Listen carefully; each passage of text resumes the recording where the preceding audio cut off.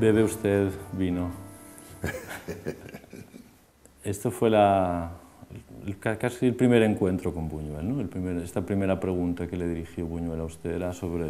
Sí, la primera pregunta fue en el hall del hotel, en el Festival de Cannes en 63, cuando me mandó el productor francés para encontrar a Buñuel, que quería conocer a algunos guionistas jóvenes y franceses para trabajar en Diario de una camarera.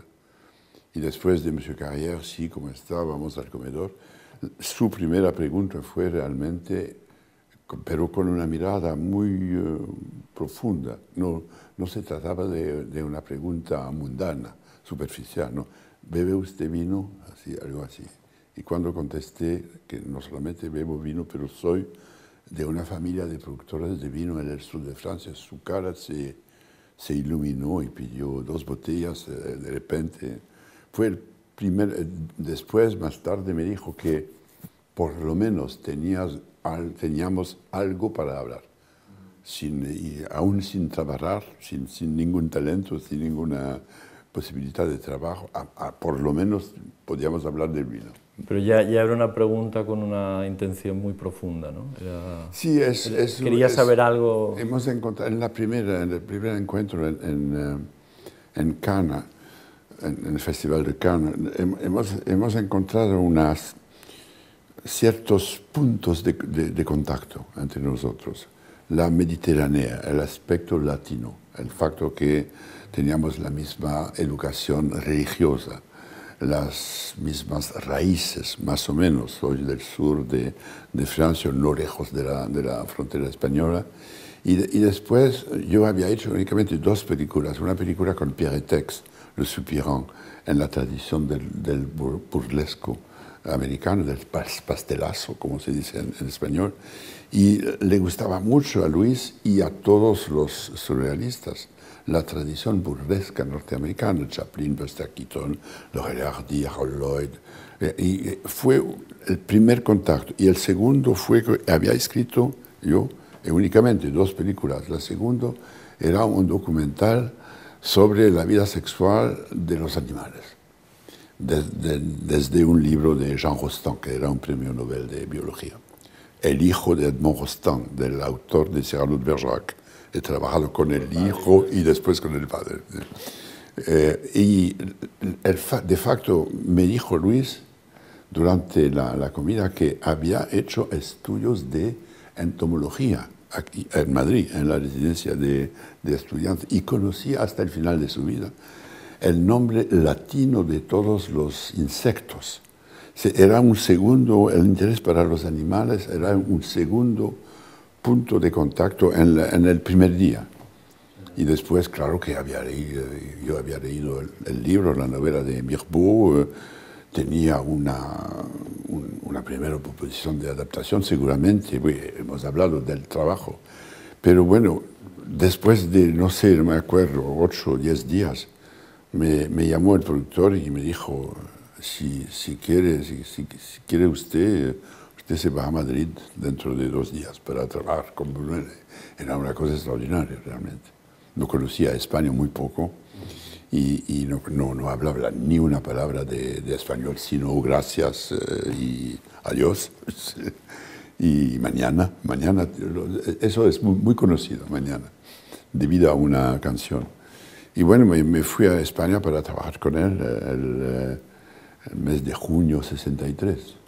Hizo usted una llegada además estrepitosa, ¿no? muy cinematográfica, ¿no? Sí, una entrada en Madrid con un carro inglés muy débil, con un ruido tremendo y con 3 seminaristas que había llevado, que eran en la carretera cerca de Calatayud, creo. Y después yo los llevé y como no hablaba español, tampoco hablaban francés, hemos hablado latino. Y eso es entrada en Madrid con 3 seminaristas hablando latino conmigo y un carro trepidando así, ruidoso. Eso para Buñuel fue una señal bastante interesante, creo. Usted bebía vino, conocía la vida sexual de las arañas, cuando llegaba a Madrid hablando latín, seminarista estaba.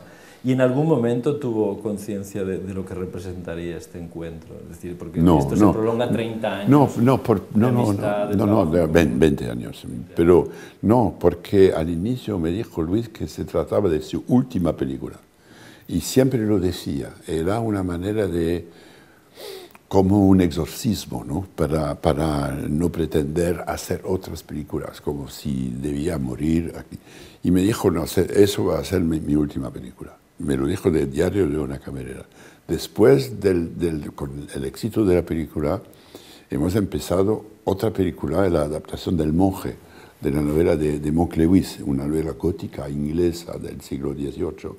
Y por razones de productores, no pudo Luis realizar.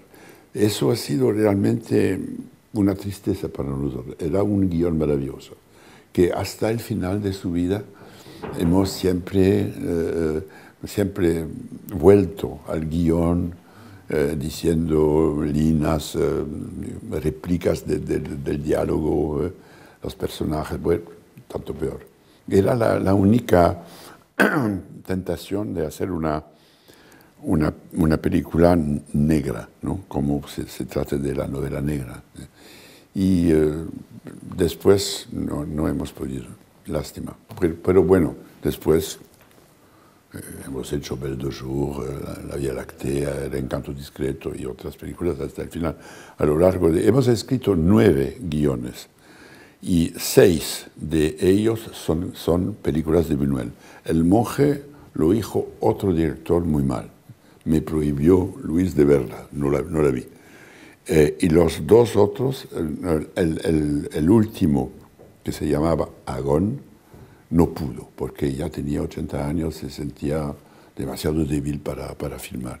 El otro, la adaptación de Lava, de Huysmans, al final, después de escribir el guión totalmente hasta el final, aquí en el Paular, en la Sierra de Guadarrama, en España, me dijo, bueno, no me siento muy bien, tengo algo así en el estómago, fui al hospital a ver al doctor Barros, no quería, por algunas razones, hacer la película.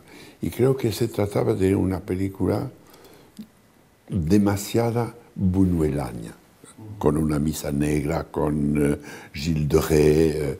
Teníamos el acuerdo de Depardieu para actuar el papel de Gilles de Rais, era ya, pero al último momento dijo no. Que era un escrúpulo que tenía él, ¿no? De hacer una película que... A veces yo puedo perfectamente entender que un director tiene dudas al último momento, al momento de decidir, y sí, vamos a hacer la película, bueno, dice no, porque creo que no lo sentía bien. Esto nunca se explicó a propósito de él.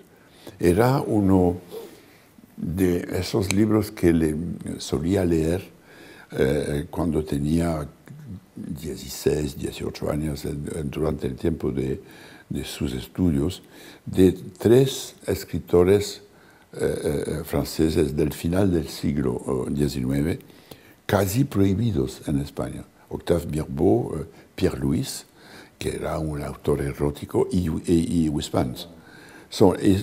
Esos 3 autores lo han seguido hasta el final de su vida, porque su última película es una adaptación de Pierre Louis, de La Mujer y el Pelele, que había hecho Stenberg con Marlène Dietrich otra vez, y después otra película con Brigitte Bardot también. Que, antes de encontrar de nuestro encuentro, ya quería hacer La Mujer y el Pelele, Luis, con Vittorio De Sica, con actor, y Stefania Sandrelli, que era una nueva actriz italiana muy interesante.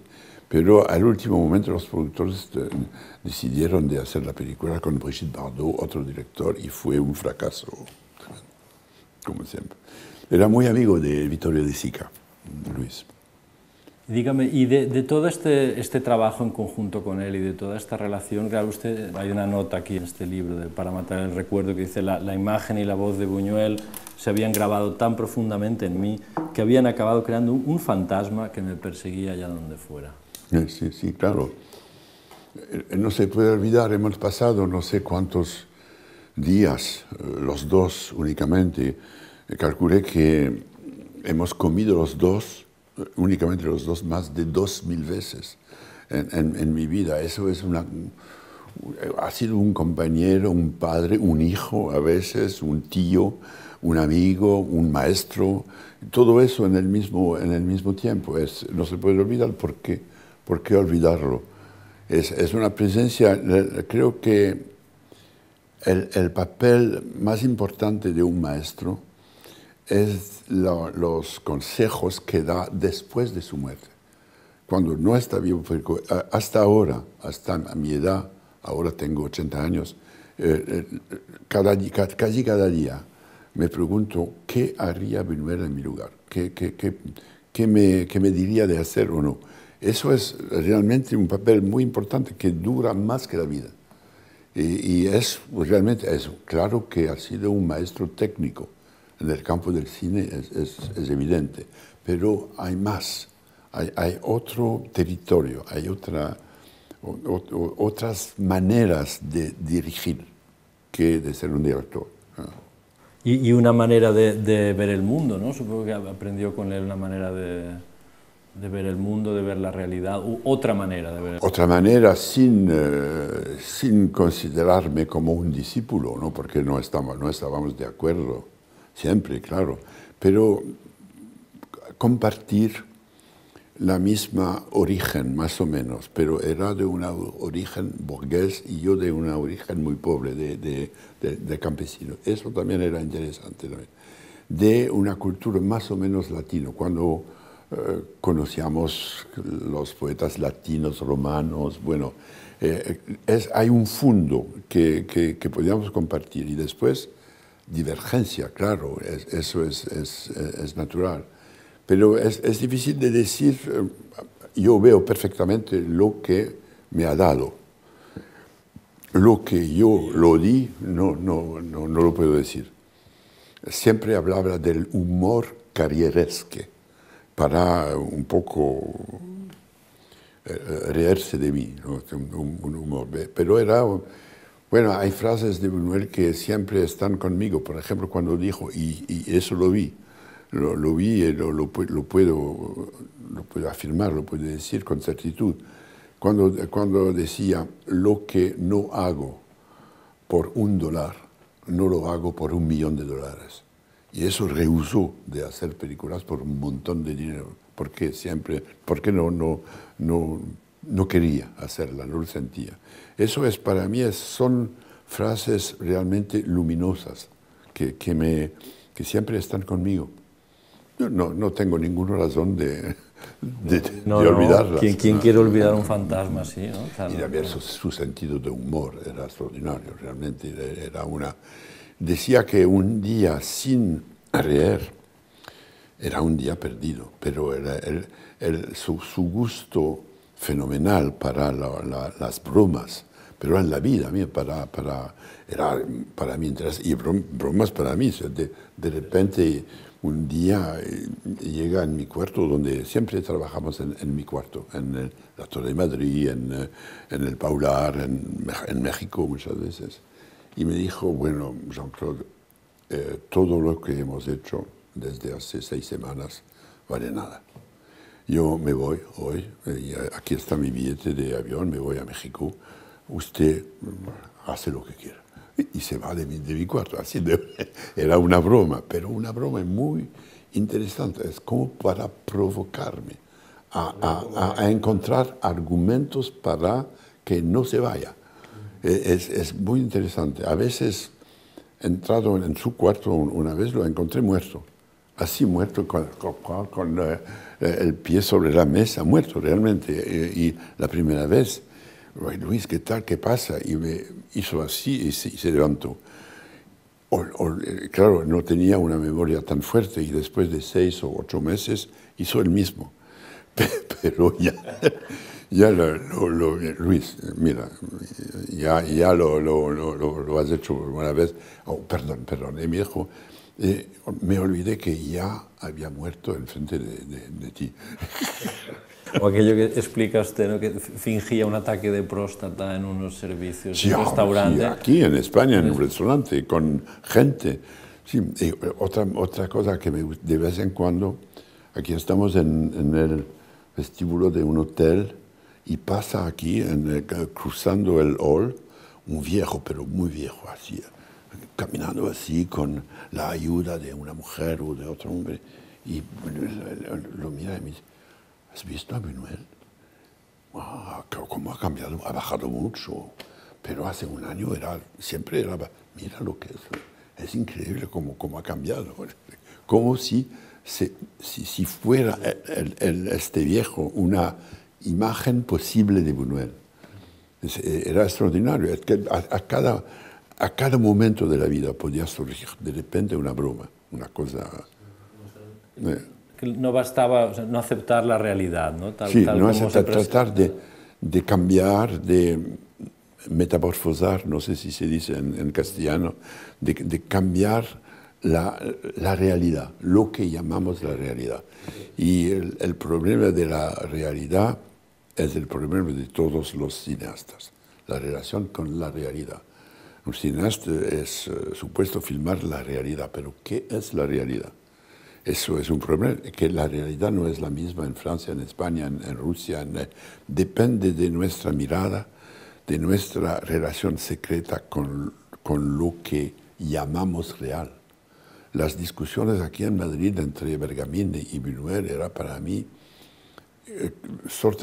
como una revelación sobre el misterio profundo de España. Dijo Bergamín en un libro que el contrario de la mentira, el contrario de la ilusión, el contrario de la verdad, el contrario de la verdad no es la mentira y no es la equivocación. El contrario de la verdad es la razón. Es una frase tan profunda, era totalmente de acuerdo Buñuel cuando decía que el mundo es irracional. Y también en la prefacio del libro de Bergamín, que he traducido en francés, El clavo ardiendo, dice André Malraux que cuando en Europa se encuentra una obra maestra que dice que la realidad última es irracional, esta obra es española o rusa, que pasa abajo de Francia y de Alemania, abajo de la filosofía de la razón. Eso es típicamente de España. Para Buñuel era la vida, la cotidianidad. Cuando hablamos de Buñuel como de un cineasta surrealista, no, de su punto de vista era realista. La realidad es la realidad. Sí, para él sí. No se consideraba como un surrealista o como un irrealista, sino como un realista.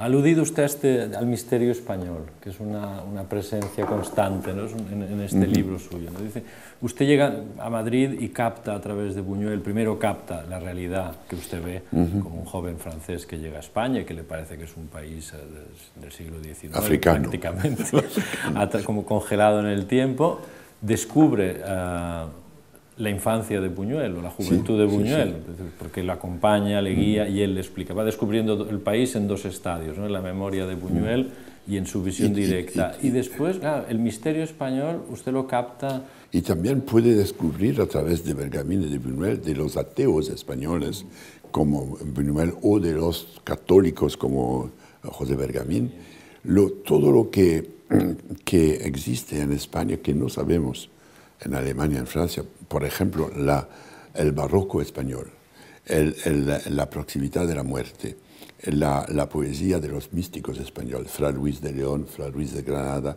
Santa Teresa de Ávila, son poetas magníficos que no conocía, a pesar de ser un hombre culto, como se decía, no conocía, Fra Luis de León, hay pocos franceses que lo conocen.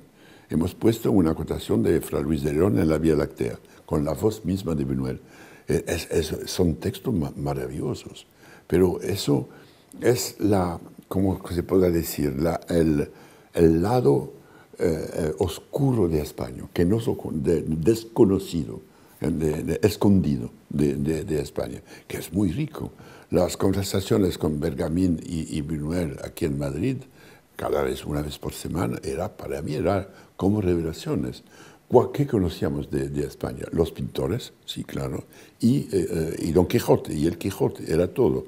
Pero leer el Quijote, hay varias maneras de leer el Quijote, como le decíamos, lo explicaba muy bien Bergamín, que no se puede leer el Quijote del inicio al final así de como una novela, no, porque no es una novela, es una aprehensión del mundo de una cierta manera, y se puede leer al revés, se puede empezar al final.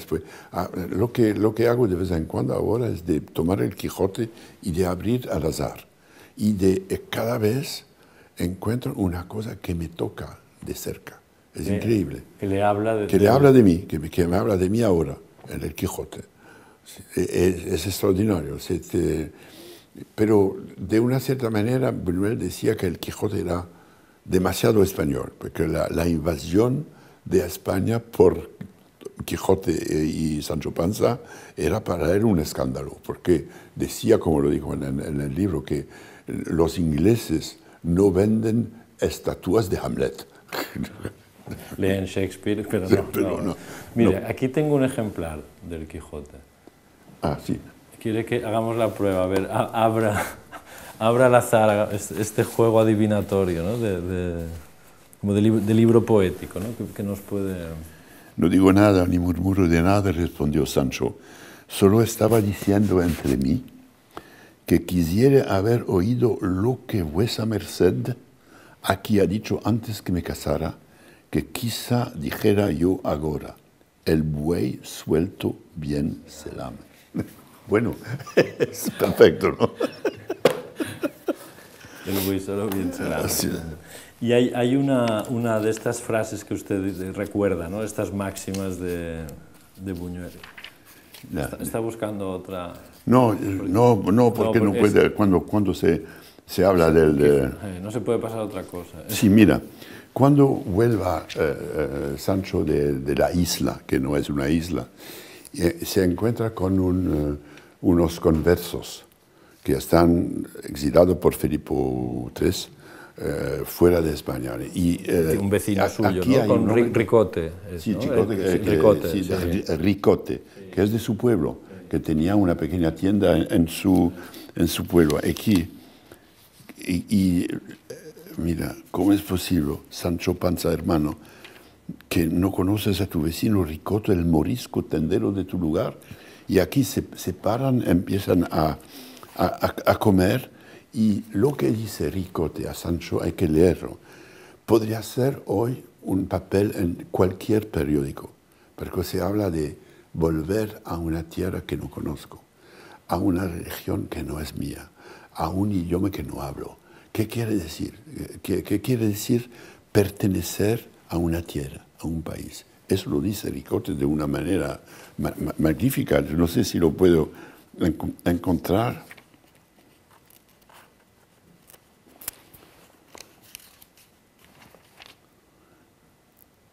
Vecino y amigo mío, como el pregón y bando que su majestad mandó publicar contra los de mi nación, puso terror y espanto en todos nosotros.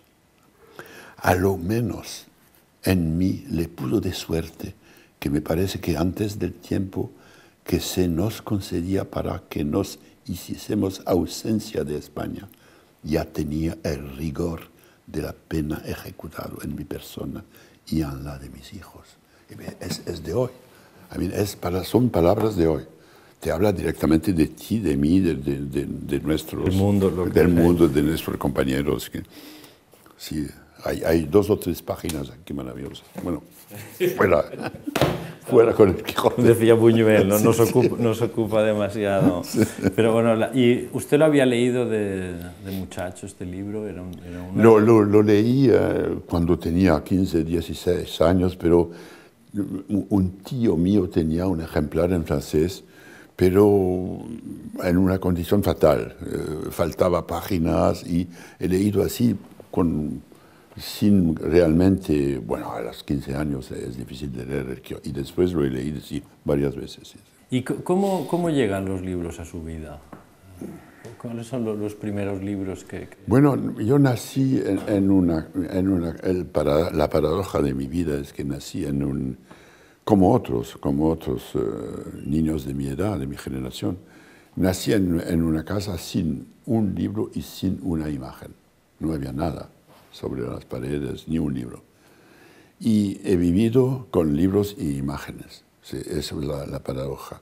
Y los primeros libros que he conocido, que he tenido en mis manos, fueron libros de la escuela y también de premios.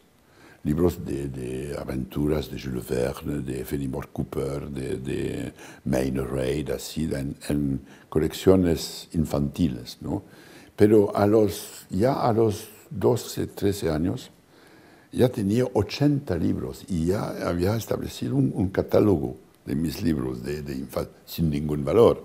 Pero ya me preocupaba mucho de mis libros. Lo enseñé a Umberto Eco cuando hemos trabajado juntos los dos se puso a reír. Pues era una primera tentación de tener, ahora soy lo que se llama un bibliófilo. Somos como 300 en el mundo, ¿no? Pero es un gusto que seguramente vino de una ausencia, de una privación, de una frustración, como siempre. Los hombres que son sexualmente enfermos en su juventud han sido totalmente frustrados de mujeres y de amor y de sexo, seguramente. Era casi el mismo. Mi enfermedad, ¿cómo se puede decir? A propósito de los libros, mi perversión. Sí, bueno, la bibliofilia ya es una perversión. Ya sí tiene nombre de perversión. Sí, ¿no? Es una perversión. Pero bueno, cuando se murió mi primera esposa hace 10 años, y yo para pagar los derechos de los impuestos, tuve que vender parte de mi biblioteca. Y lo hizo sin dolor, sin pena. Eso quiere decir que mi enfermedad es curable.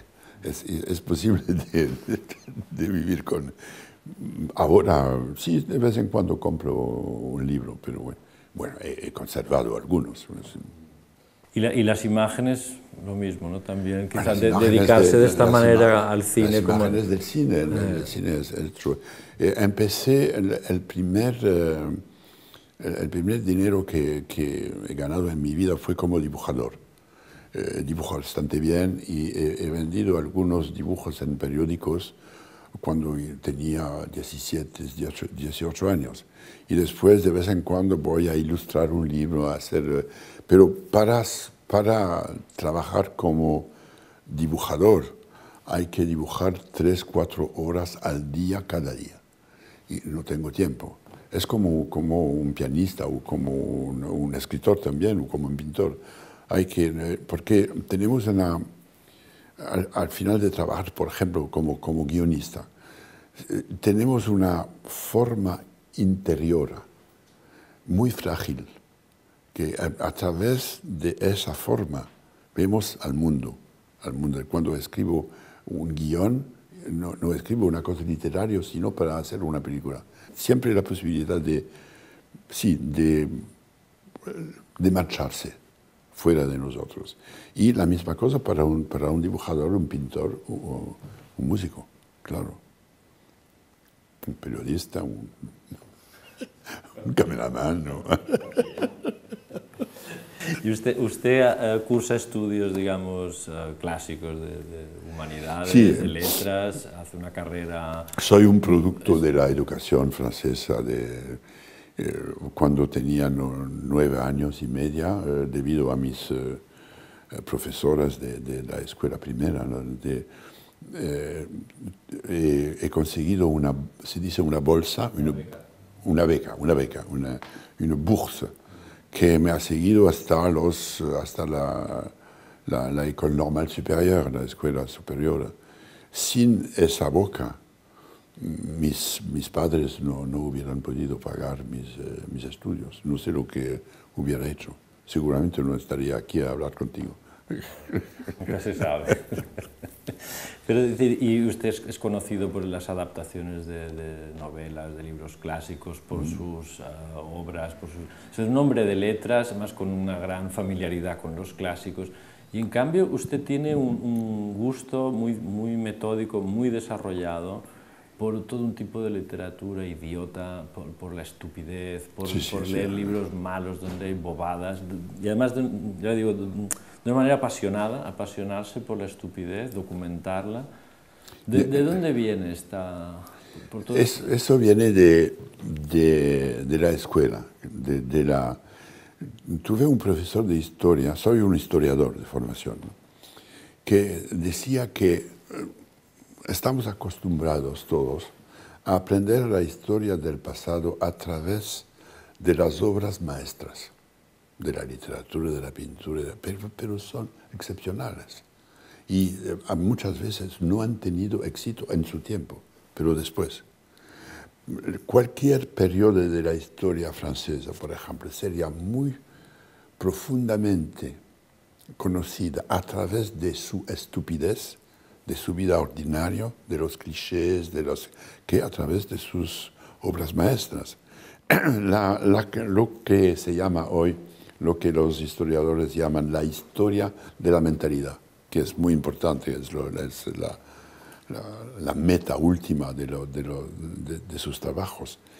¿Cómo conseguir? No, por ejemplo, en el tiempo de la Restauración, inicio del siglo XIX en Francia, después de la Revolución de Napoleón, cuando los emigrantes regresan a Francia, son aristócratas y aquí tienes privilegios, derechos, bueno, hay un obispo en la Catedral Notre Dame en París que dice a ellos un domingo en la Catedral Notre Dame, no solamente Jesús era el Hijo de Dios, pero era de una muy buena familia del lado de su madre, que es una cosa extraordinaria que nos hace reír, pero para los espectadores era una cosa así, claro, tiene razón, tú ves, ¿sí? Su madre era de la familia de David, no era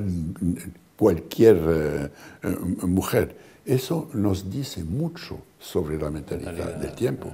En el mismo año, Stendhal publicaba Le Rouge et le Noir, que no ha tenido éxito, que era totalmente...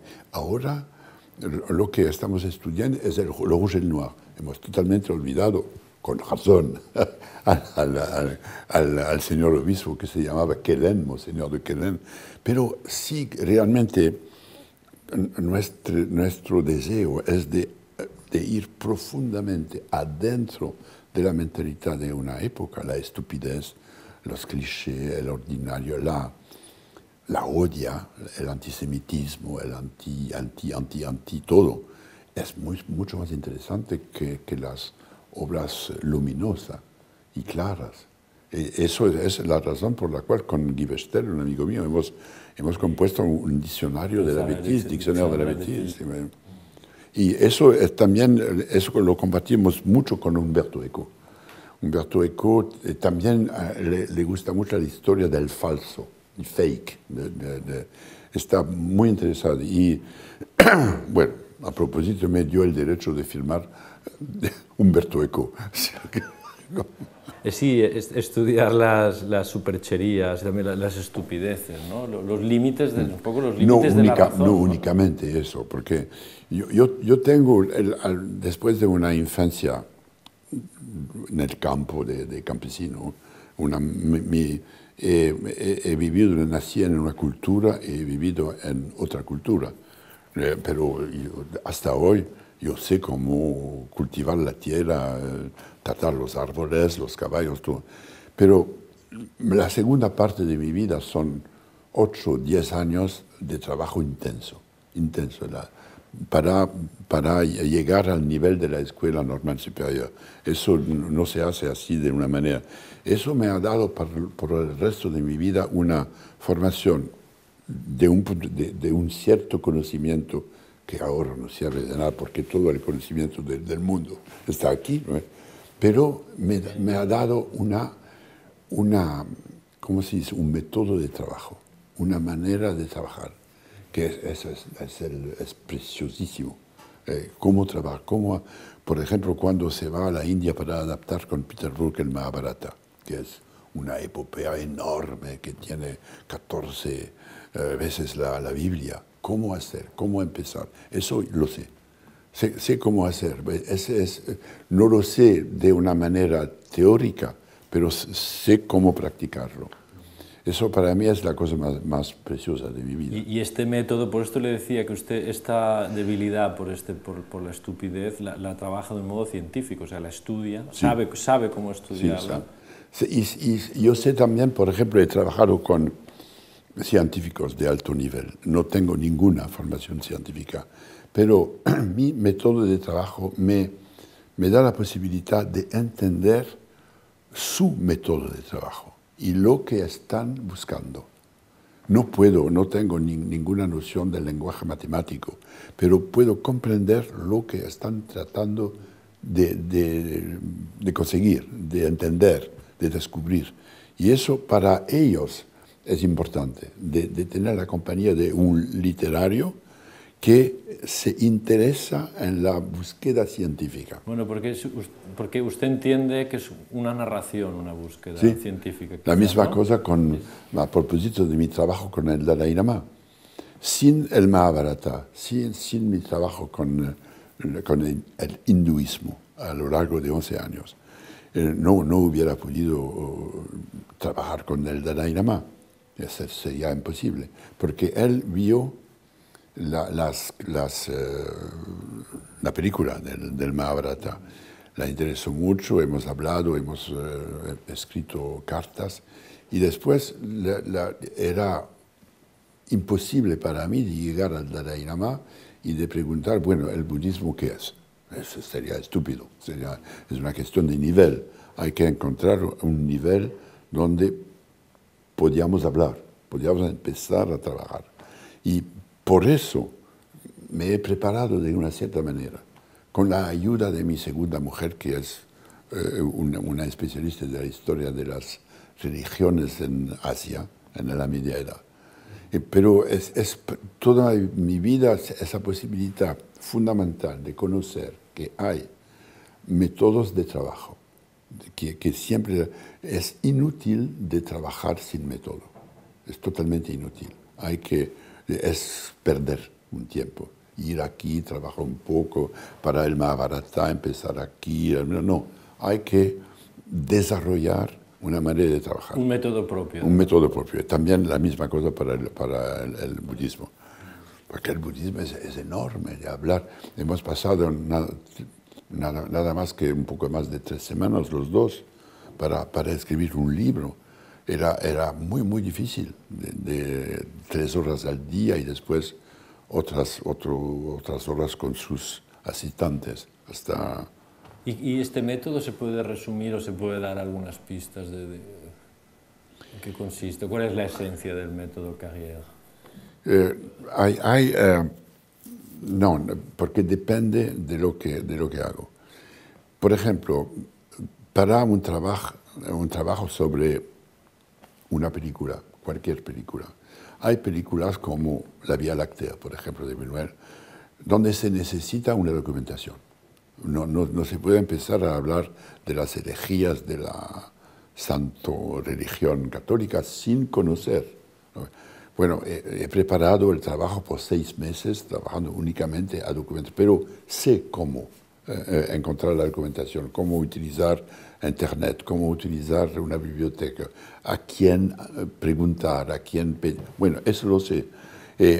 Quiero decir, cuando hemos empezado con Buñuel ya tenía un material enorme para proponer ideas, pistas. Otras películas son puramente de imaginación. El discreto encanto de la objeción no necesita ninguna documentación, al contrario, necesita una mente totalmente ligera, como inocente, ¿no? Como, es otra cosa, es otra disposición natural. Y de la misma manera, para las dos películas, lo que se necesita de una manera imperativa es de conocer el cine, el lenguaje del cine. Si estamos trabajando en dos idiomas diferentes, en dos películas diferentes, vamos a fracasar. Y la primera calidad de un guionista es de conocer la técnica del cine. Y eso es muy difícil para los jóvenes a entender. Que no se escribe un guión de una manera literaria. Se escribe sabiendo cómo las palabras van a volverse en imágenes en movimiento y sonidos. Eso es lo más difícil, porque al final del rodaje de una película el guión se encuentra en la basura del estudio, se terminó. La vida de un guión es muy breve, se transforma en una película. Eso se debe saber, no es una obra literaria. Se usa palabras, frases, verbos para escribir, pero de una manera invisible hay otra escritura en un guión. ¿Y por qué cree usted que a los jóvenes les cuesta tanto entender y, sin embargo, se han educado ya en una cultura mucho más audiovisual que literario, como su generación? La cosa es que... Este lenguaje es mucho más familiar para ellos que han crecido con la tele. Sí. La relación entre el cine y el público desde la invención del cine ha cambiado mucho. Al inicio se trataba de... Buñuel me decía que en su juventud necesitaba un explicador para decir, bueno, aquí el hombre está mirando a través de la ventana y ve por la calle. Bueno, ahora no, estamos acostumbrados al lenguaje invisible. Pero el peligro es lo que sigue, es que es fácil para nosotros de ver una película.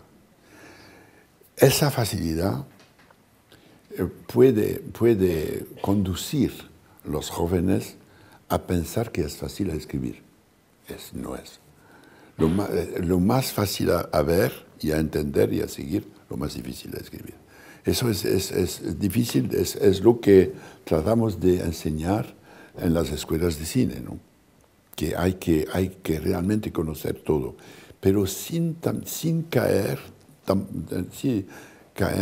en el, ¿cómo se podría decir?, en el peligro obsesivo de la técnica. La técnica siempre quiere ir sin el pensamiento, sin las ideas. La técnica misma se dice suficiente a sí misma. No, eso no es verdad. Hay que siempre conocer la técnica, pero bueno, dirigirla. Gobernarla. Sí, gobernarla de una cierta manera, sí. Luego hay una frase de Buñuel que tenía apuntada aquí, que no sé si es de estas que le acompañan antes de emprender cualquier proyecto. A mí, en cualquier caso, tenemos que hacer cualquier cosa excepto cualquier cosa. Sí.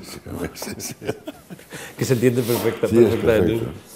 Me dijo un Luis trabajando un día, me dijo, j'ai une bonne idée mauvaise, en esta velocidad, ¿no?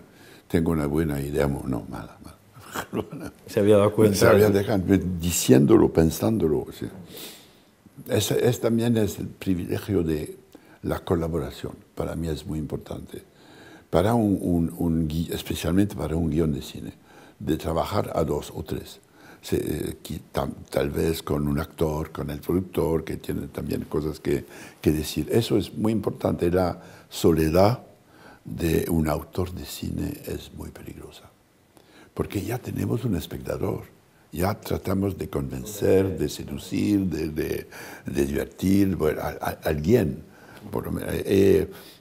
Con Luis habíamos inventado una pareja francesa, Henri y Georgette, una pareja de espectadores que siempre venían con nosotros, aquí sentados en sillas vacías, claro, y de vez en cuando, para no olvidar el público. ¿Qué tal? ¿Qué piensa usted, Georgette? ¿Qué es que tú piensas de eso? Para establecer una una charla con fantasmas. Y me acuerdo perfectamente de Luis. De vez en cuando yo estoy, por ejemplo, proponiendo una idea, se levanta y bueno, como si fuera Henri. Y dice, bueno, Georgette, nos vamos. Nos vamos. Esa película no es para nosotros. Esto quería decir que tenían que cambiar la línea. Es una manera de decirme que yo había olvidado el público por el momento, para satisfacer un capricho de autor. De hecho, jugaban mucho ustedes. Jugaban continuamente y muy en serio. Además, sí, ¿no? sí. Cuando explica una sesión de trabajo o una visita a una ciudad, hay una parte de juego que se establecía de una manera muy espontánea, además, entre ustedes. Hay dos cosas importantes. La primera es el juego. Claro, para no aburrirse. Porque dos hombres solos, por semanas, a veces meses, sin mujeres, sin amigos, solos en lugares lejanos como el Paular, como San José Purúa, a 300 kilómetros de México, en el Michoacán, fuera de todo. Es bastante difícil a sufrir. Hay que trabajar y al más alto nivel posible. Trabajar con Buñuel es competir a los Juegos Olímpicos al final, ¿no? Claro, eso es el primer peligro es eso, la soledad. Y necesitamos juego, pero necesitamos también silencio. El silencio también es una manera de trabajar. Y me acuerdo perfectamente de nuestras bromas, de nuestras conversaciones, de toda manera, pero también de largos silencios. En un silencio se hace un trabajo invisible, porque es una teoría de Buñuel que yo adopté hace muchos años con pasión, la teoría del trabajador invisible, del obrero invisible que tenemos adentro. Parte de nuestro subconsciente es un labrador, un trabajador, un obrero. Muy interesante porque no hay que pagarlo, no hay que darlo, nunca se para de trabajar, es muy fiel y trabaja aún cuando estamos durmiendo, cuando estamos trabajando a otra cosa. Por ejemplo, trabajamos 2 meses con Luis y nos vamos, se va a México, yo voy a París. Por 2 o 3 meses trabajamos a otra cosa, él no trabaja, yo trabajo con Peter Brook u otros. Después de 2 o 3 meses nos encontramos otra vez. Hay cosas que han cambiado en el guión. No hemos trabajado de ninguna manera el guión, pero hay escenas que nos gustaban que no nos gustan más. Hay soluciones que estábamos buscando y que de repente aparecen. Es extraordinario, es el trabajador, el obrero invisible. Y eso es una cosa que no se sabe, pero que en el silencio, en la soledad, en la calma, a veces aburrida, de estaciones largas en México, en España, este trabajador hace su deber.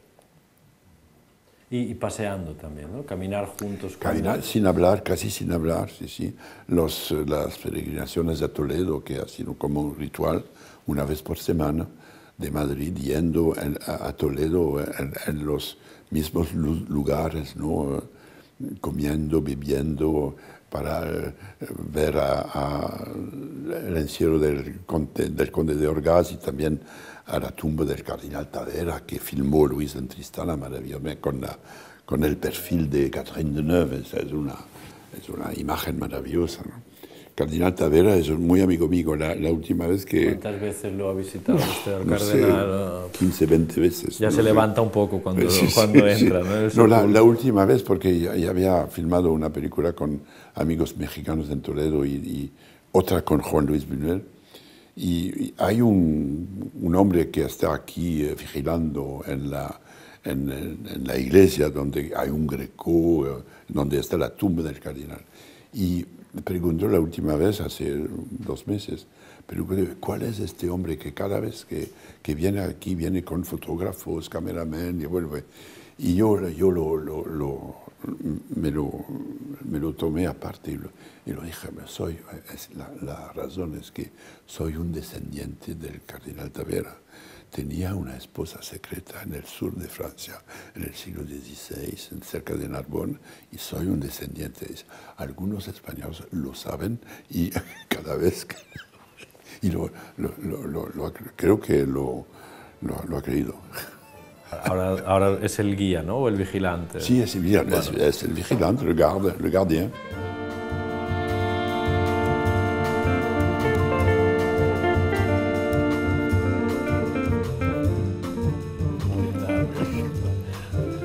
Salud. Se llama del obispo. Corral del obispo, además. Muy bueno. ¿De qué parte de España está? Es del Bierzo.